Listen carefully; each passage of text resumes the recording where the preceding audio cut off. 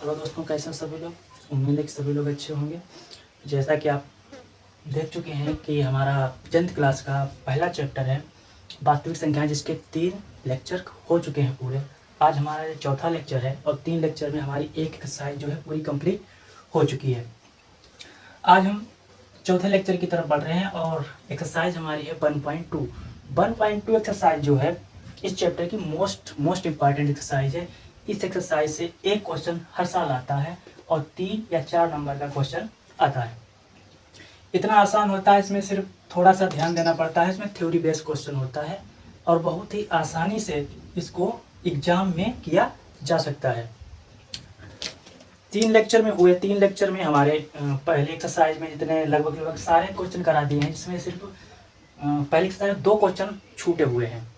2 ऐसे क्वेश्चन है वो जो आप आसानी से कर सकते हो। अगर उसमें किसी को डाउट आ रहा है तो वो हमें कमेंट सेक्शन में बता सकता है, उसका हम डाउट्स का क्लियर करेंगे। और आज हम नई एक्सरसाइज स्टार्ट कर रहे हैं 1.2। 1.2 एक्सरसाइज का पहला सवाल है, क्या कह रहा है।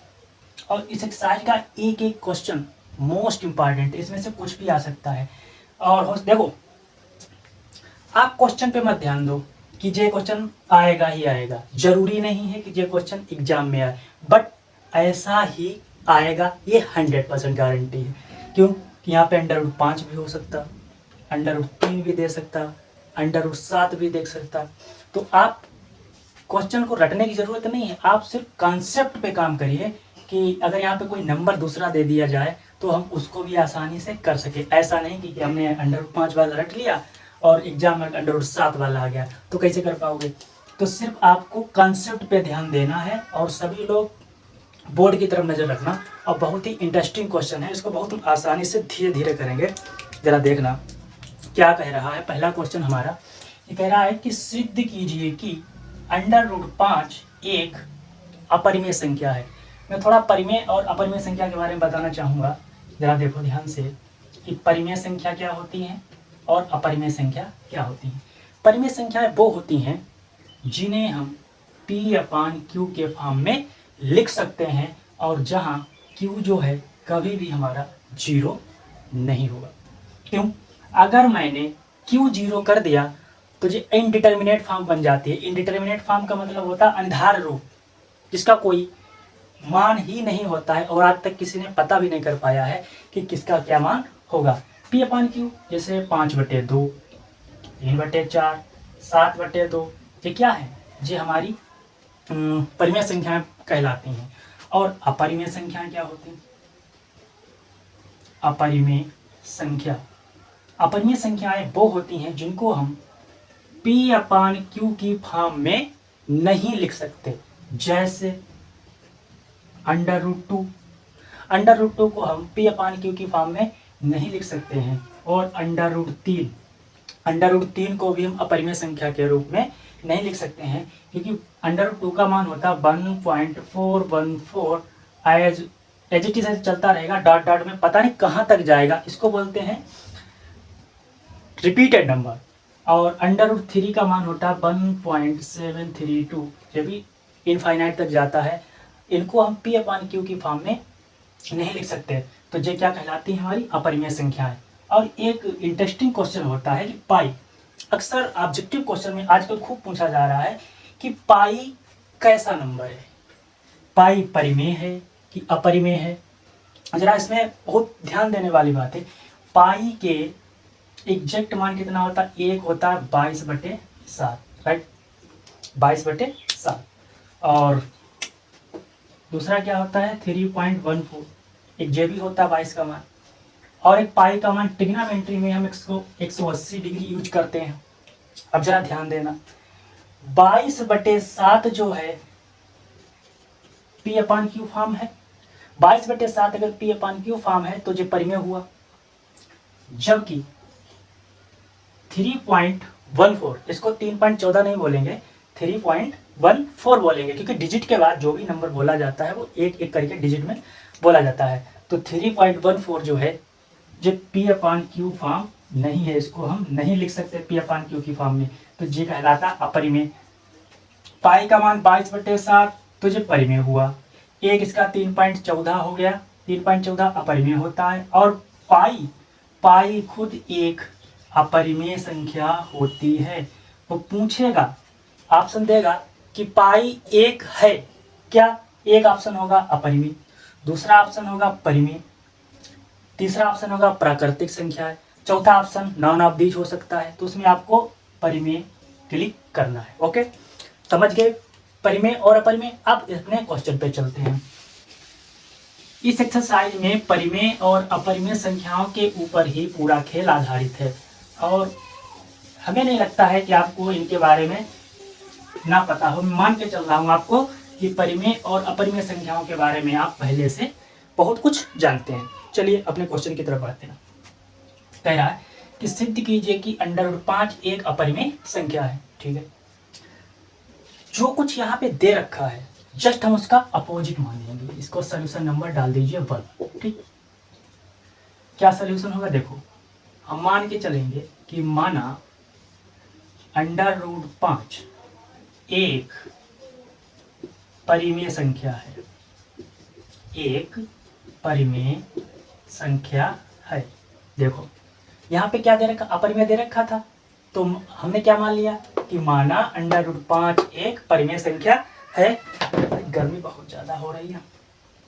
√5 एक परिमेय संख्या है क्योंकि जो दे रखा है जस्ट उसका अपोजिट माने। अगर परिमेय संख्या जब मैंने मान ही लिया है तो परिमेय संख्या होती किस टाइप की है वो देखो जरा। इसको लिखेंगे √5 बराबर P/Q रूप में। क्यों? अभी मैंने बताया था कि परिमेय संख्याएं वो होती हैं जो P/Q के रूप में होती हैं। अगर इसको हमने परिमेय मान लिया है तो √5 बराबर P/Q मानने में कोई दिक्कत तो नहीं होगी। क्यों? क्योंकि इसको मैंने परिमेय माना है।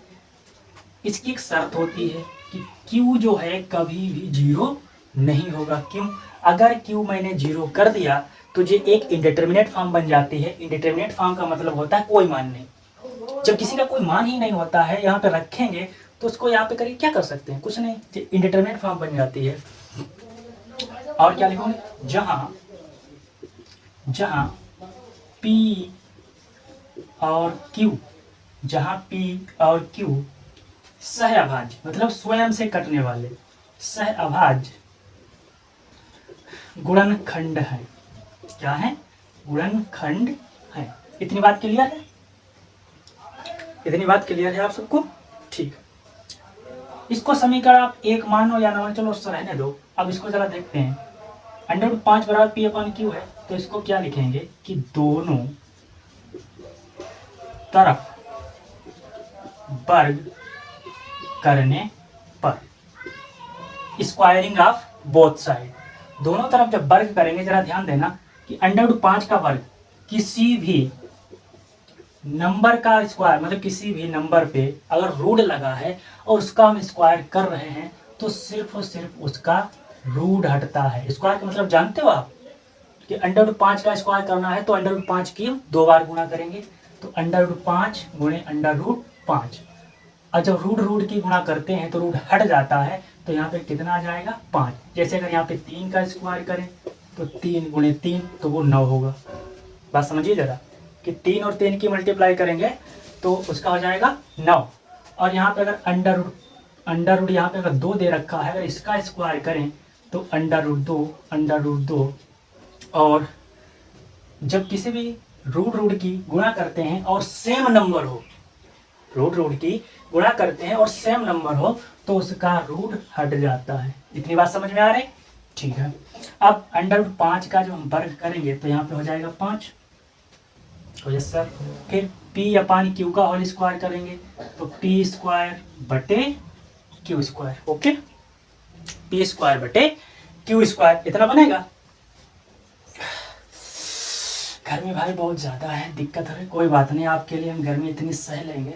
अब देखो इसके अपान में कुछ है, इसके अपान में 1 नहीं है तो इसके अपान में कुछ, जब कुछ नहीं होता तो इसके अपान में 1 मान लेते हैं। अब इसकी हम कराएंगे क्रॉस मल्टीप्लाई। सभी लोगों की नज़र बोर्ड पे होनी चाहिए। कॉपी पेन जो अपना साइड में रख दीजिए थोड़ी देर के लिए, ध्यान से देखिए मैं कर क्या रहा हूँ इसमें। अब इसकी क्या करूँगा, मैं क्रॉस मल्टीप्लाई कराऊंगा। इस P की कराओगे 1 में तो यहाँ पे आ जाएगा P²। ओके, अब 5 की क्यू स्क्वायर में कराओगे तो दिया जाएगा 5 क्यू स्क्वायर, 5 क्यू स्क्वायर। इसको मान लीजिए समीकरण एक। कैसे समझिए कि जिसके अपान में कुछ नहीं होता उसके अपान में 1 अपनी तरफ से मानते हैं, और उसके बाद इसकी हमने क्या करा दी है, क्रॉस मल्टीप्लाई। क्रॉस मल्टीप्लाई कराओगे तो p की 1 में कराओगे तो p स्क्वायर, और इस 5 की q स्क्वायर में कराओगे तो जो हो जाएगा 5 क्यू स्क्वायर। अब जरा देखो यहाँ पे, अब बात समझने वाली है। क्या कह रहा है कि 5 p स्क्वायर को 5 p स्क्वायर को विभाजित करता है। बहुत इंटरेस्टिंग पॉइंट है कि 5 p स्क्वायर को विभाजित करता है। अगर 5 p स्क्वायर को विभाजित करता है तो 5 p को भी तो विभाजित करेगा, बिल्कुल करेगा। तो क्या लिखेंगे 5, तो यहाँ पे ऐसा लिख दो, तो 5 p को भी विभाजित करेगा। ओके, तो 5 p को भी विभाजित करेगा। इसको मान लीजिए समीकरण 2, इसको मान लीजिए समीकरण 2। अब फिर से हम मानेंगे, क्या मानोगे कि माना, क्या मानोगे कि p बराबर 5 यम, जहां कहीं पे आपको p दिख रही है उस p को हम क्या मान लिया, मैंने 5 यम मान लिया। क्यों मान लिया अभी हम बताते हैं, जरा देखो। इस p को जब मैंने 5 यम मान लिया, अगर इसका हम स्क्वायर करें, इसका वर्ग करें, इसका हम वर्ग करें तो क्या आएगा, जरा देखो। p का वर्ग करोगे तो p स्क्वायर, और 5 का अगर हम वर्ग करें, वर्ग मतलब 5 की 2 बार गुणा, तो ये हो जाएगा 25, और साथ में हो जाएगा m, m का क्या हो जाएगा m square. Okay, p square का मान, जरा देखो, p स्क्वायर का मान किस में रखना है, समीकरण 1 में। तो यहाँ पे लिख देंगे p स्क्वायर का मान समीकरण 1 में रखने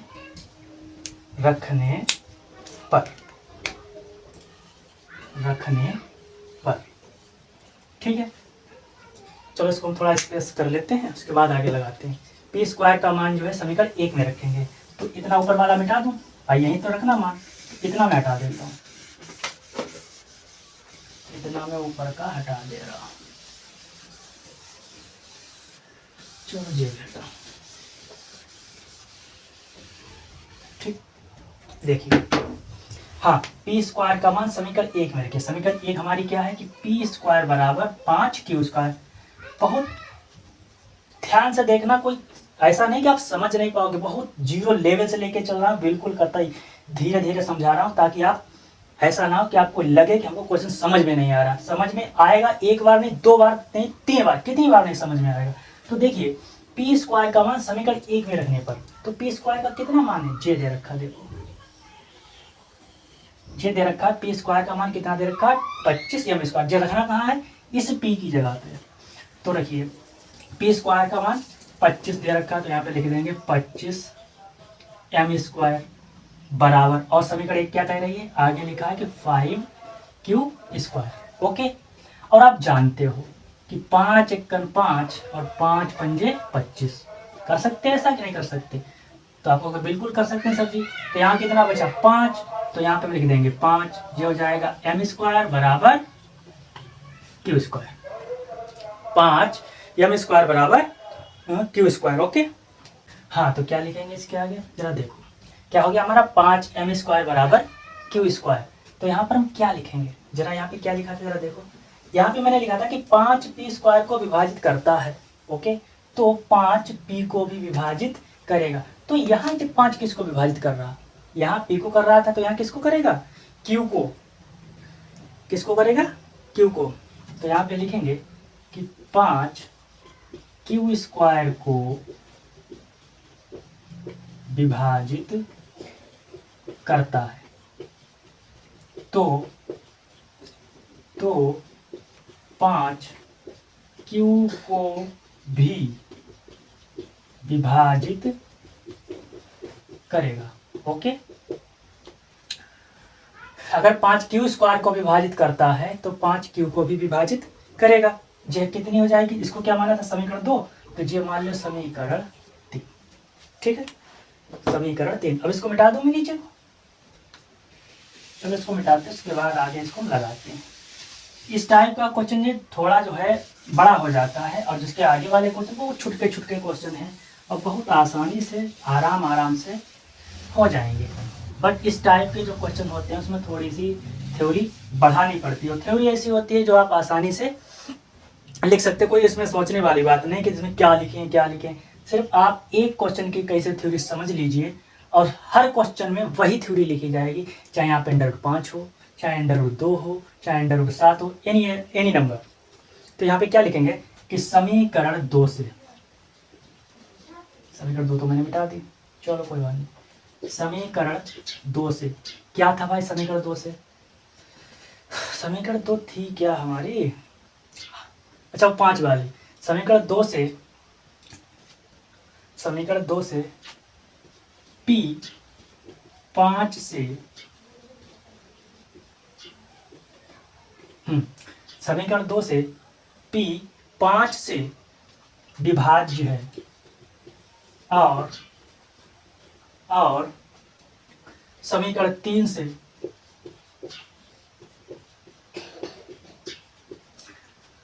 समीकरण 2 से P 5 से विभाज्य है, और समीकरण 3 से Q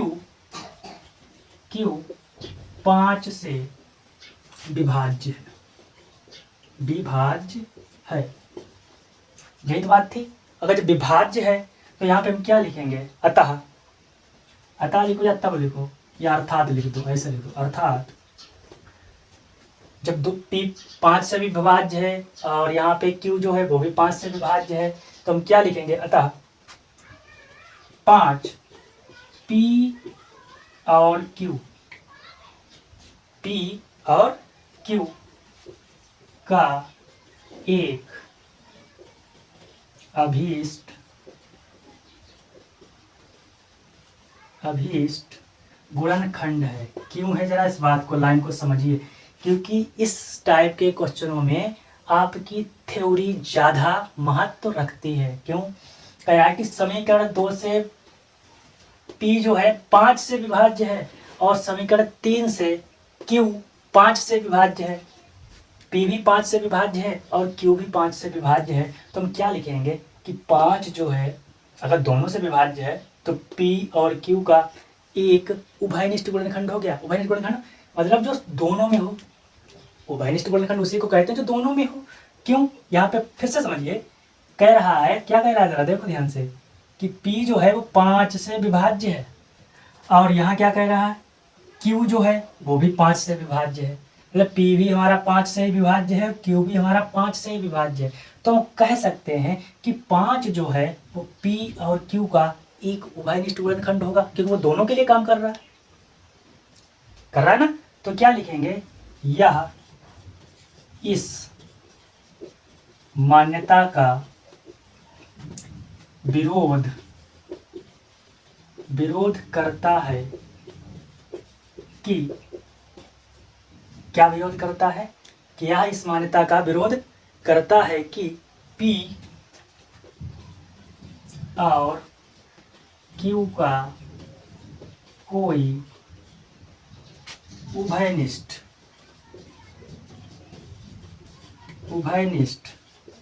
गुणनखंड नहीं है।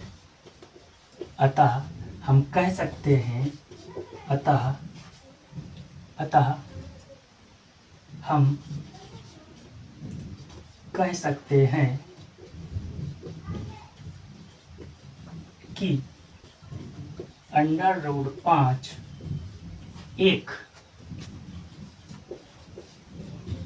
अपरिमेय संख्या है।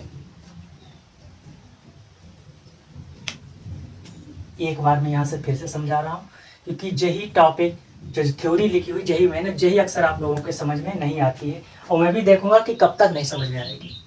मैं चाहे एक ही क्वेश्चन कराऊं और बार बार इसी को बार कराऊं, जब तक आपके समझ में नहीं आएगा जब तक मैं इसको कराऊंगा ही कराऊंगा। क्यों? मेरा काम है आपको मैथ्स सिखाना, समझाना नहीं, मतलब समझाना भी और सिखाना भी। पढ़ना और समझना दो अलग बातें होती हैं।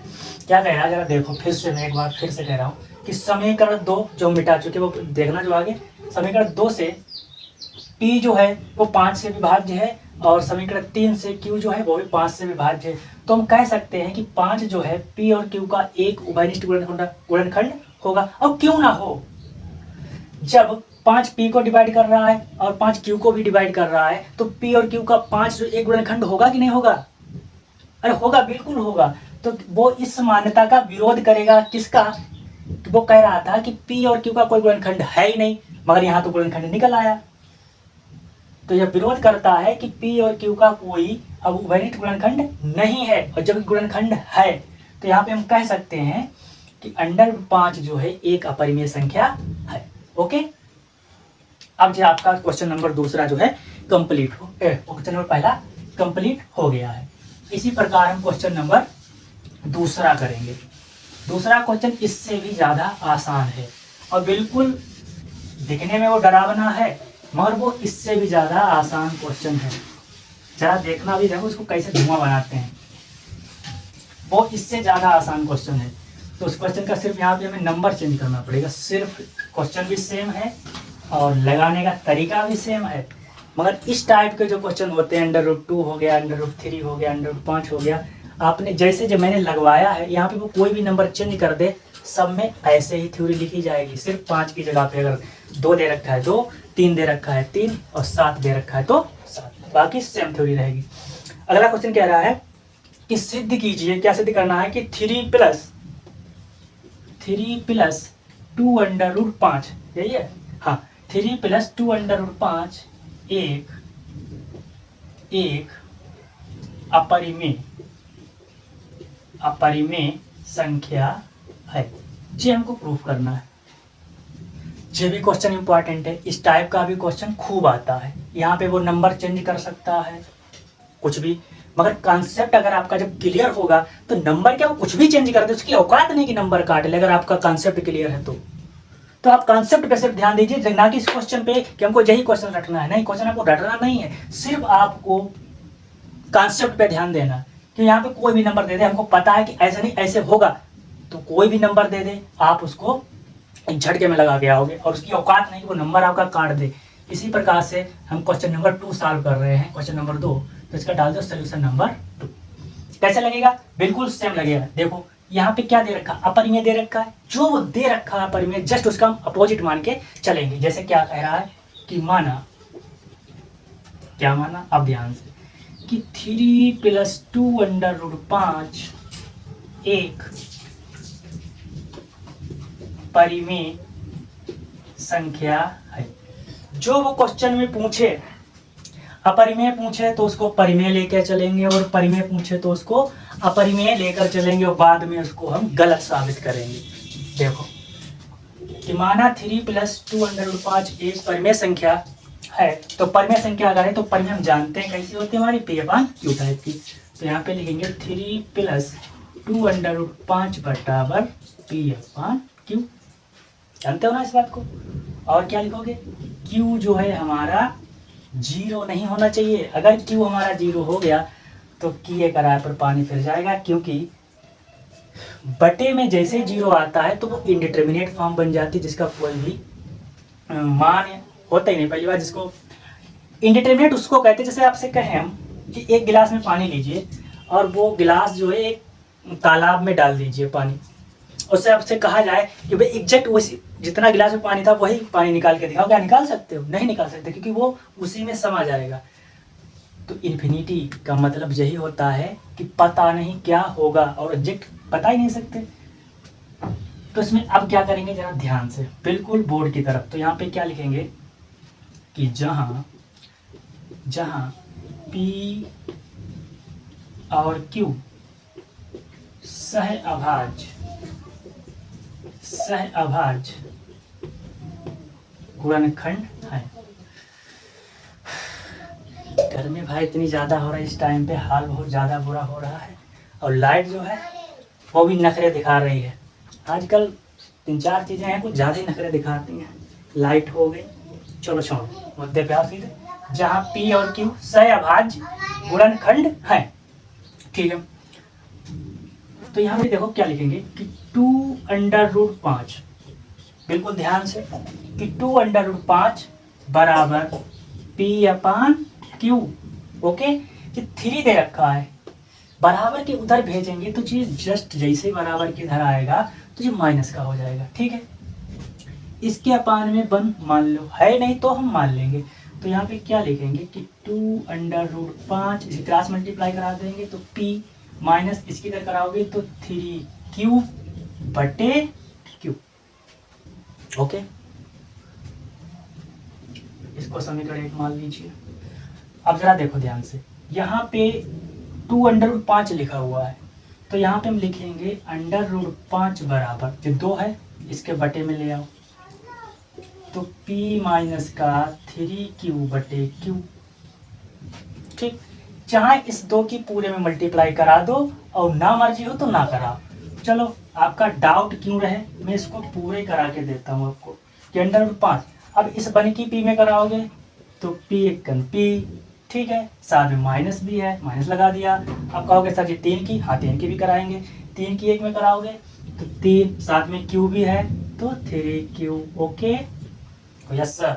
फिर यहाँ पे कहोगे 2 की Q में कराओ, बिल्कुल करा देंगे, तो जो हो जाएगा 2Q। इसको मान लीजिए समीकरण 2। खेल खत्म, बस समीकरण 1 और 2 आपकी बन गई, खेल इसका खत्म।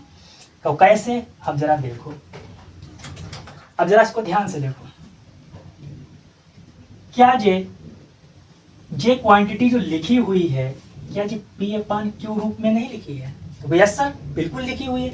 अगर जे P/Q के रूप में लिखी हुई है तो जे परिमेय हुआ ना, अगर जे परिमेय हुआ और परिमेय इसके बराबर में √5 दे रखा है, अगर जे परिमेय है तो जे भी तो परिमेय ही हुआ होगा, होगा ना। इसके अकॉर्डिंग, परमानेंटली नहीं मैं कह रहा हूं, कि इसके अकॉर्डिंग अगर जे परिमेय हमारा है तो √5 भी तो परिमेय होगा, बट ऐसा है नहीं। बस यही हमको यहाँ पे थोड़ी सी थ्योरी लेनी है। क्या लिखोगे, क्या थ्योरी बनाएंगे इसकी बताओ? चलो लिखो, देखो लिखिए, चूंकि P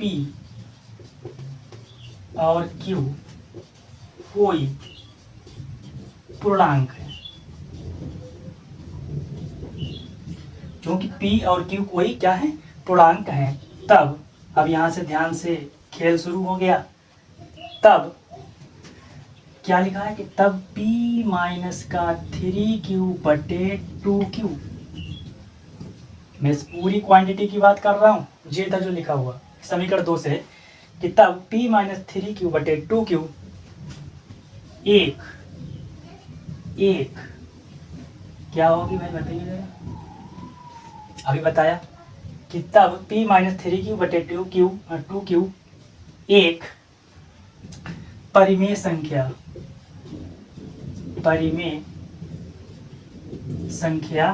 है।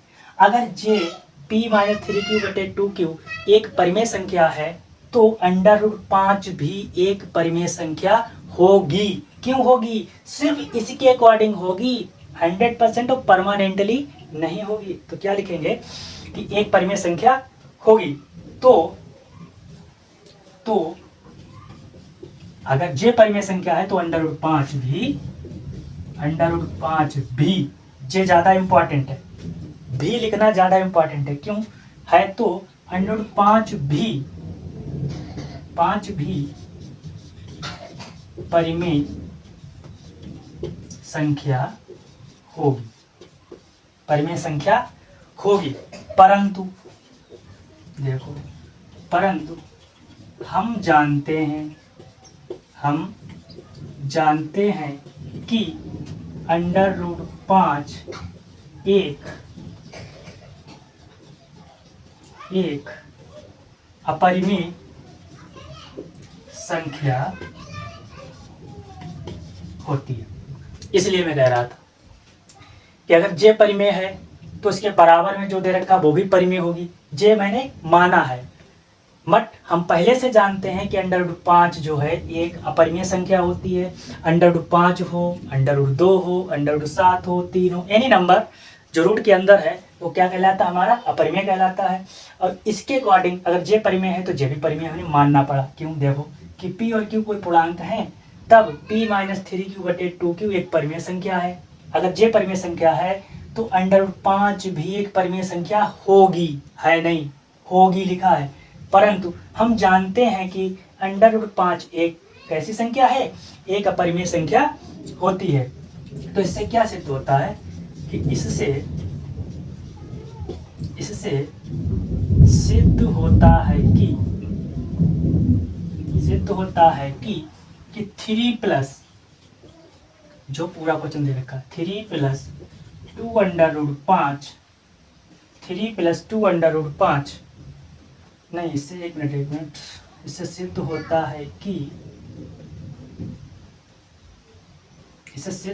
है कि यह हमारी अवधारणा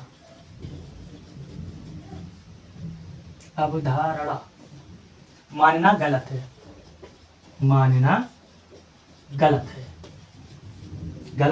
है। अतः